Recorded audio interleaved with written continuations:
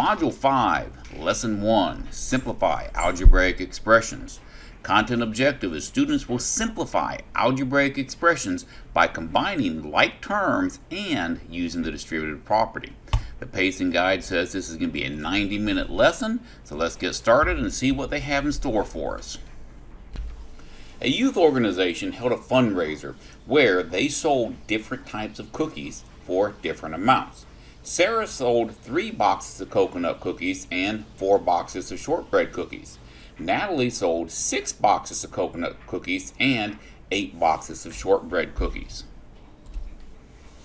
If X represents the price of the box of coconut cookies and Y represents the price of a box of shortbread cookies, then the expression 3X plus 4Y represents Sarah's cookie sales and 6X plus 8Y represents Natalie's cookie sales. How could you write an expression that represents the cookie sales of both girls? This is all part of what we're going to learn in today's lesson. Our inquiry question wants to know, how can algebra tiles be used to simplify an algebraic expression? Well, let's find out. Patrick, Santiago, and Kaya work at a restaurant. Each week, Patrick works 3 more than twice the number of hours that Santiago works. Kaya works 2 less hours than Santiago works. An expression for the amount of time each student worked is shown on the table. So everybody's hours is based off of Santiago. And because of that, they're going to let Santiago equal to X. What do we know about Patrick? Well, let's see here. Patrick works 3 more than twice the number of hours that Santiago works. So let's go ahead and highlight that one. And you can see here that they took and multiplied the number of Santiago's hours times 2 and then added 3 to it to get 3 more than twice the hours. And then we also know that Kaya works 2 less hours than Santiago works. So we took the number of hours that Santiago worked right here and we subtracted 2, and that ended up giving us the number of hours that Kaya worked. How can you write an expression to represent the total number of hours of the three students' work? Well, it would be X plus 2X plus 3 plus X minus 2. Let's take a look and see what they have next for us. And what do you know? There it is, exactly what I just said. The expression X plus 2X plus 3 plus X plus 2 represents the total number of hours that the 3 students worked. This expression is represented with algebra tiles in the workspace. So you can see right here they have X for Santiago. We have 2X plus 3 for whoever the second person was. And then we have X minus 2 for Kaya. And from there you can take and see all of the hours combined for them to how much they actually earn. Are there any 0 pairs, meaning anything that you could add or subtract to make go away? And the answer is yes, because there's some minus ones and some plus ones there. We can make those go away. So for example, a 0 pair would be plus 1 and minus 1 here. A 0 pair would also be plus X and minus X right here.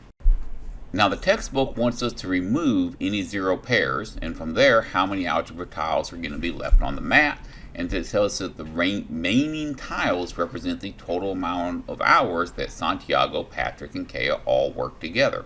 So what can we do to get rid of some? Well, I've got these 2 0 pairs here, they zero each other out, and these 2 0 pairs here, they zero each other out, and they said we could take them off the map. So I've got 2 there, and I've got 2 here, and with that, what is left on the mat? Well, I have got 4X's plus 1, so the number of hours that they work total would be 4X plus 1.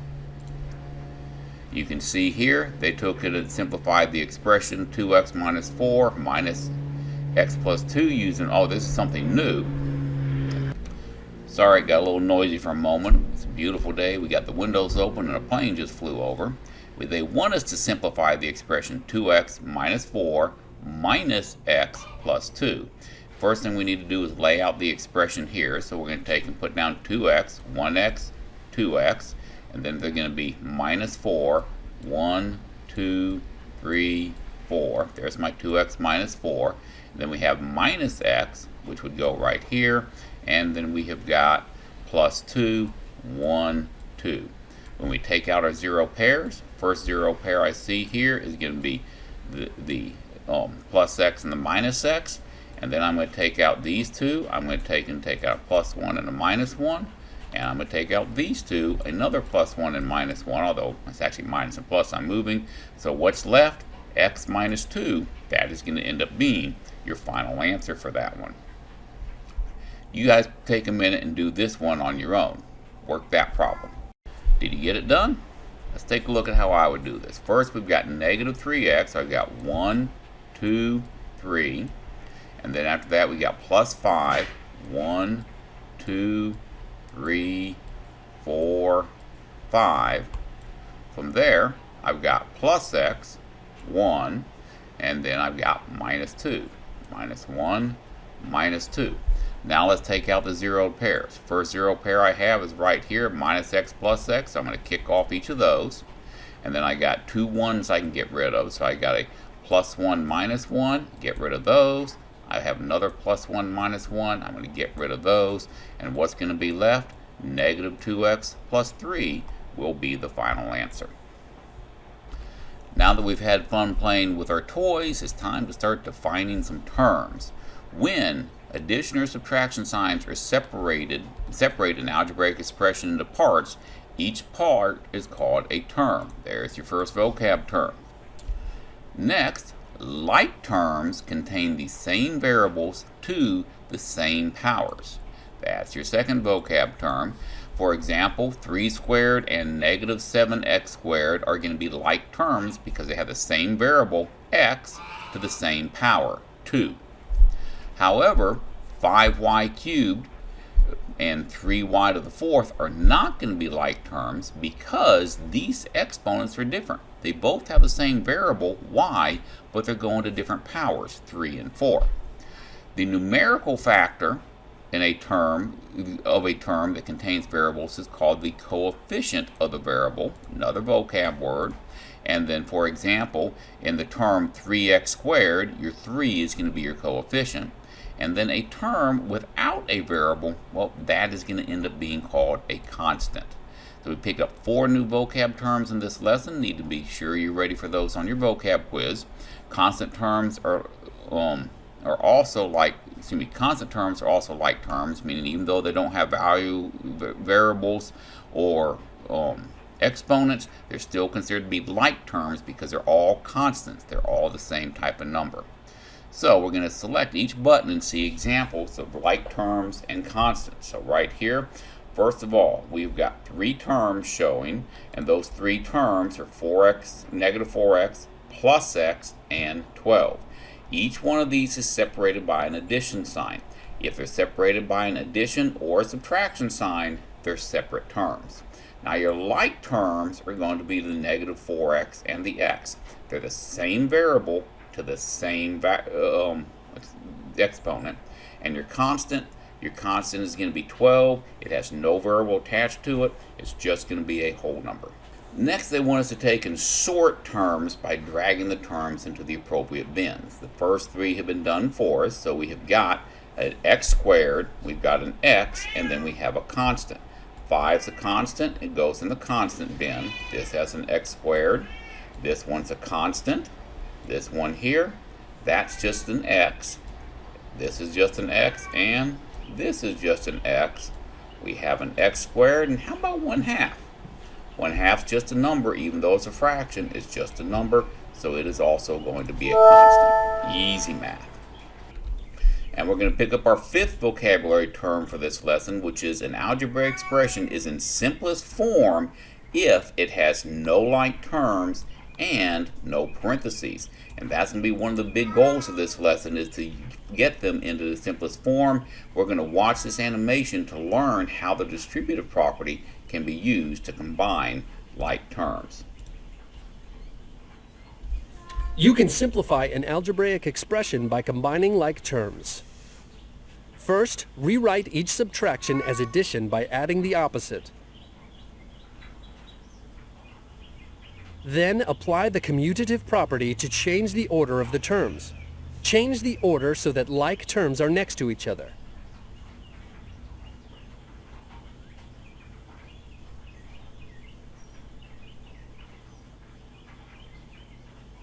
Next, apply the distributive property to the like terms with variables.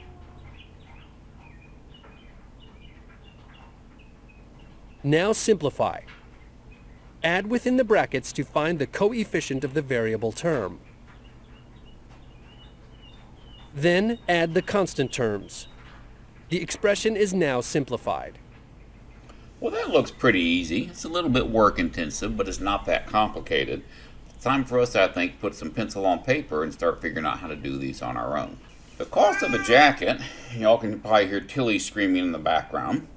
The cost of a jacket J after a 5% markup can be represented by J, the cost of the jacket, plus 5% of J, or 0.05 J. Simplify the expression.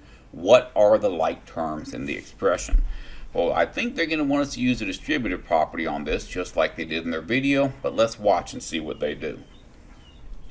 Moving through the slides, first thing they're going to do is take and recognize that the J right here, well, that's one whole J. Anytime you don't have a number in front of the variable, that variable is one whole unit. From there, they're going to take in, well, they just combine the like terms. No distributive property involved, and quite honestly, that's what I do as well. So 1 plus 0.5 is 1.05 J. That's all there is to it. Circle the answer. So your cost of your jackets can increase by a value of 1.05. Easy math. All right, now it's going to be your turn. The cost of a new fitness tracker, C, after a 6% markup can be represented by the expression C plus 0.06C. You guys go ahead and do that one real quick on your own. Did you do it? All right, we got our original problem, C plus 0.06C. And this here, it represents one whole C. 1 plus 0.06 is 1.06, and the C comes down. That really is all there is to do on these problems. Come back over here, 1.06 with a C, and check. The answer checks. Doesn't get any easier than this, guys. So let's step up our game a little bit. Now we have got an expression that has 5 terms in them. You've got one term is negative 5x. You have 2 terms with y, plus y and negative 5y. And you have 2 terms with constants, 6 and minus 3. So let's take a look at what the textbook wants us to do to solve that problem. So the first thing they want to do here is they want us to take and recognize that minus 5, that's the same thing as plus negative 5y. The reason this is important is because we have this little thing called the commutative property of addition that says order does not matter when adding. So that means if in order to use a commutative property, we have to take and make the pretty problem ugly, so we have straight addition across the board. Now that we have straight addition across the board, we can regroup so that we have our like terms together. This is actually using your commutative property right here when you do that regrouping. So now you see that that negative 5y and the 6, they took places, or swapped places. So now my y's are together and my constants are together. From there, it's just a matter of simplifying. Plus 1 minus 5, that left with a negative 4 and the y comes with it. And then over here, plus 6 minus 3. I would prefer to see you make the ugly problem pretty here, but that's plus 6 minus 3. That leaves you with 3 for the final answer. And after that, the problem is actually done. After you make your last little step of the ugly problem pretty, I would have made it pretty before we got to that step. They chose to do it after. Either way, your answer is going to be exactly what they have right here. Now it's going to be your turn. Take a minute. Solve the problem, check your answers. First thing we do, of course, is write down our problem, which I have written here. Yes, I copied and pasted it. It's still written. From here, we're going to take and change all the pretty problems and make them ugly. So I'm going to have 3a plus 6b, and that's going to become plus a negative 4. This is going to become plus a negative 8b plus 2a. And then this one can become plus a negative 9. And remember, we have to change them to pluses so that we can use a commutative property. Now we're going to use a commutative property to rearrange them so the like terms are together. remember to do those in alphabetical order. So I'm going to take the 3a plus the 2a, and I'm going to go ahead and put lines through them when I do it. Those are gone.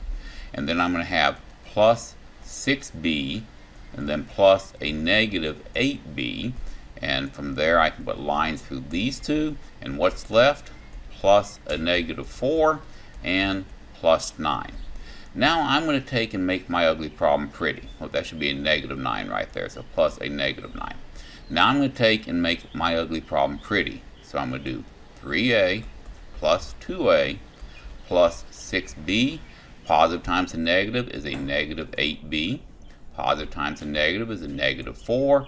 Positive times a negative, that's going to be a negative 9. Now it's time to combine the like terms.